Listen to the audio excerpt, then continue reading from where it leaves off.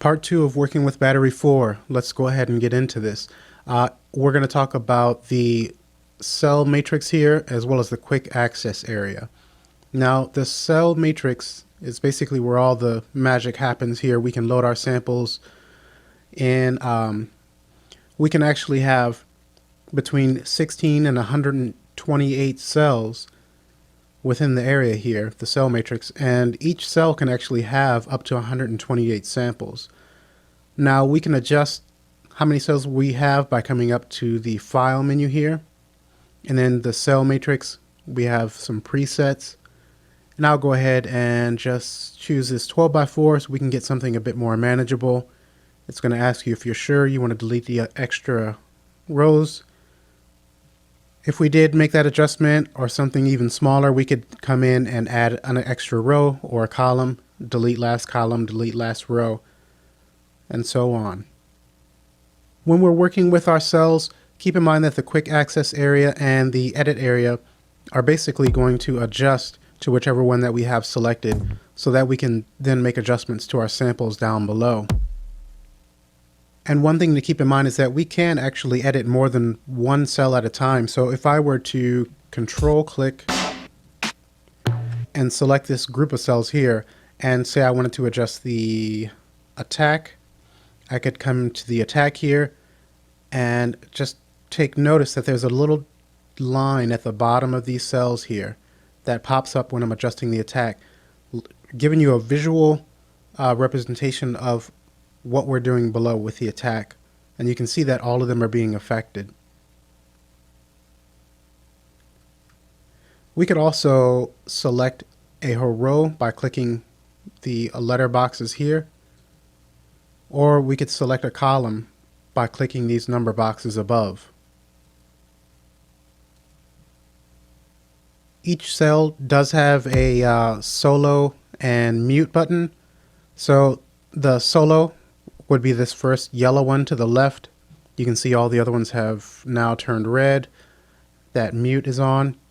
So if we wanted to mute a particular sound, we could just click the little LED to the right here, the red one. And each cell actually, if you notice, is colorized, and this is color coded by default according to what type of sound that you're working with. So the kicks are in red, snares are in yellow, claps are in pink, hats are in green, and so on. You've got blue here. I'm not sure. So for effects, they're in blue.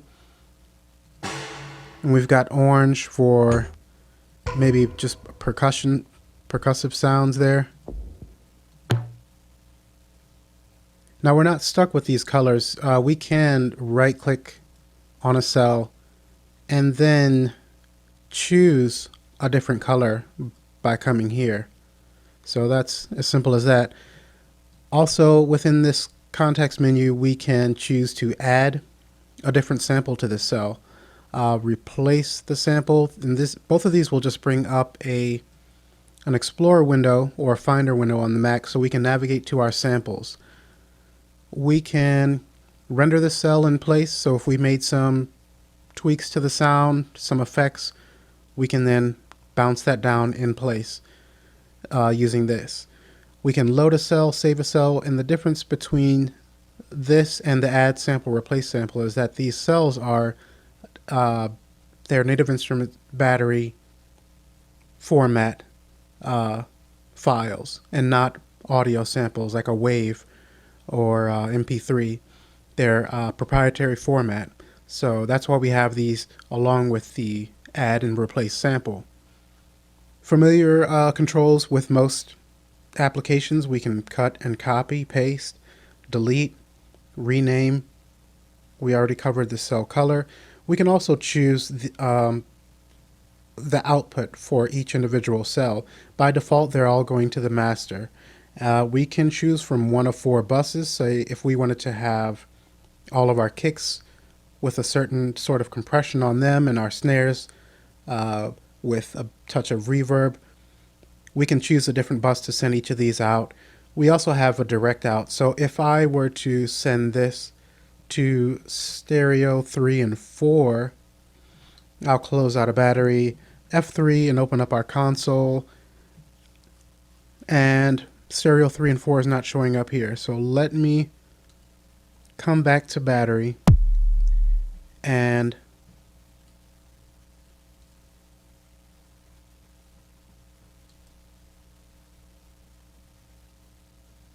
this is the one that we have on stereo 3 and 4.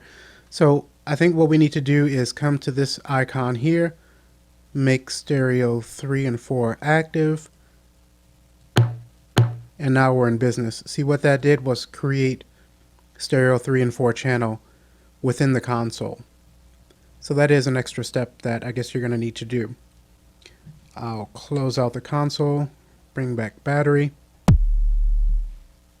Now, as far as the buses are concerned, if I were to send this to bus 1, we can access these different buses by coming to the master tab here. And this is one of the only views in which we're going to lose this quick access area. So if I come through these other tabs, you can see we still have access to that. But once we come to the master, it goes away and we have a couple of other controls and parameters here. And this is the bus that I was referring to. We sent this to bus 1. Now, if we say wanted to put some reverb on this and send some other snares here, then we need to select bus 1, and then we can add some effects here, control the level here, and still have all of these other cells that aren't taking advantage of any effects that we apply to it here. So that's what that corresponds to. You can see that we have a level readout from our cell that's been sent to this bus. It then comes out to the master. I'll come back to the main page. Something else to keep in mind is that the cells have 4 basic states when we're working in the cell matrix here and the main page. Basically in focus, selected for editing, triggered, and no samples loaded. So this one is in focus and selected for editing. We know it's in focus because we have this blue border. We're going to get a border of whatever color the cell is. So if we're on this orange one, then the border is orange. Now, if I select these other ones here, then these borders are gray, which means they are selected for editing, but they are not in focus. This last one that you select is the one that's going to be in focus, and that's why we have the blue color. So these will all be edited, but only the last one selected is in focus. And triggered is just, we can see it lights up there. No sample loaded. If I were to right click and delete that cell, do you really want to delete the cell? Yes. Now we just see the cell matrix background, and that is no samples loaded. Let's move on to the quick access area now. So we've got our cell selected, and we can make some adjustments here. Kind of the most general and convenient controls are going to show up in this quick access area. And first we'll look at the waveform control display here. And in this window we can actually want to get something a bit longer here. We can adjust the start and end time of this sample by using these markers, start and end markers, and just click, hold, and drag. So if I shorten that up,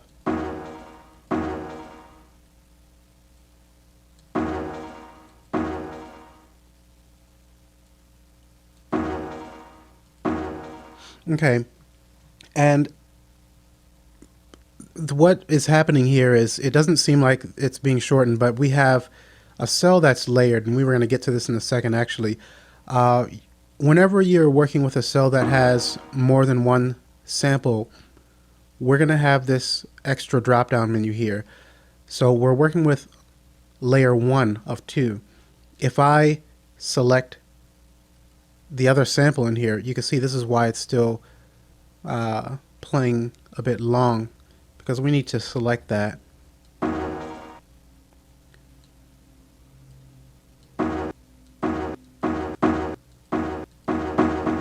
So now we've got our shortened samples, and these, when you have multiple samples, again, you can choose which one you're working with here, but just so you know,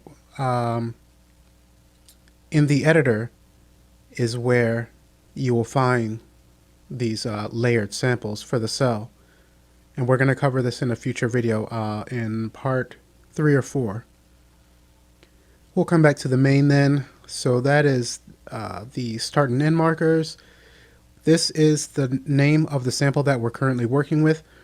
We can use these left and right arrows to navigate to the previous or next sample within the folder that we're using. If we loaded this from, say, an Explorer window or a Finder window. If we loaded a sample from the library here and say dragged it onto the cell, then when we click these, it would move to the next file or sample within the library. One thing to keep in mind is that if you have tags selected, it's going to move in sequence based on the tags that you have selected. So it's going to skip over other files that don't meet the criteria of these tags that you have selected. Now, if you ever want to find the sample that you're working with within the library, then we could just click this little folder here, and then it will show up here in the library and be highlighted. One other feature of the waveform control window or display is that when we are working with the volume envelope and pitch envelope, we do have this envelope that pops up so that we can have a visual representation of the adjustments that we're making to this envelope. And that's for both the volume and the pitch here. So as I adjust pitch, you can see we have a representation there.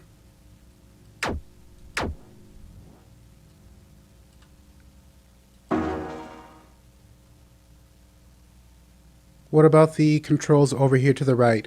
One thing I want to mention about these is that when you are adjusting these parameters, this cell that we're working with has 2 samples loaded in it. And so when you are working with a cell that has multiple samples within it, keep in mind that these will adjust our audio for all of the samples contained within it. So if I change the tune, let's get a different sound.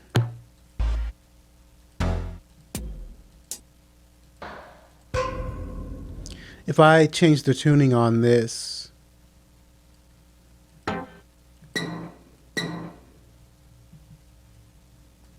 then it would affect all of the multiple samples if I was working with a multi-sampled cell.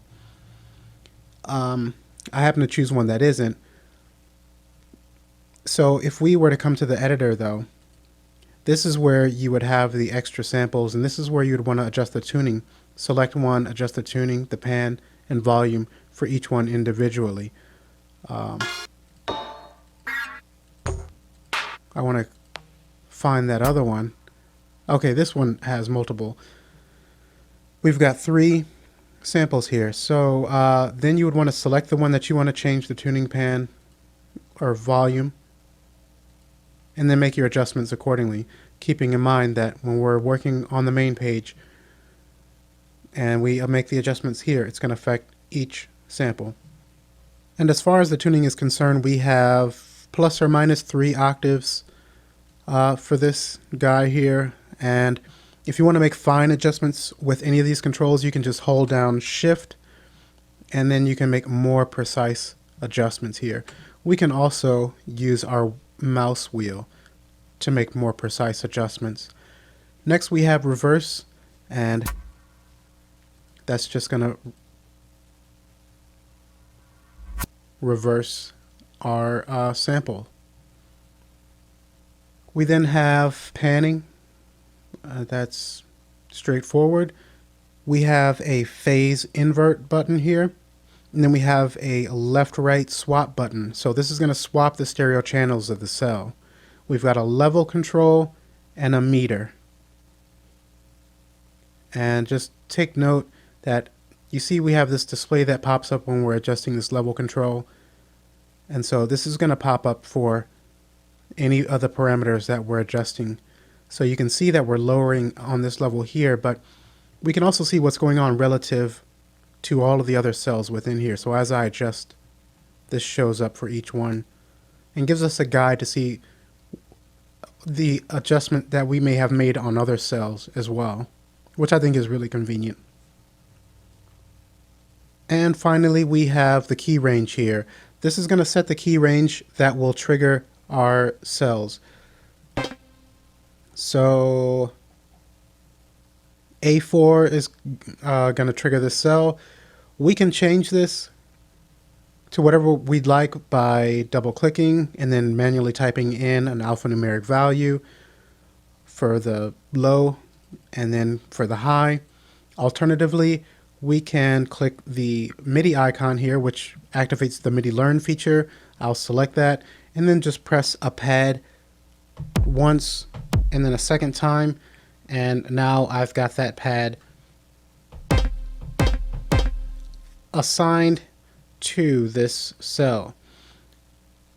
Important note, be sure that you have selection follows MIDI input turned off, otherwise you're just gonna have big problems. And I'm glad I just thought of this because I wanted to mention this feature. When I am triggering the pads,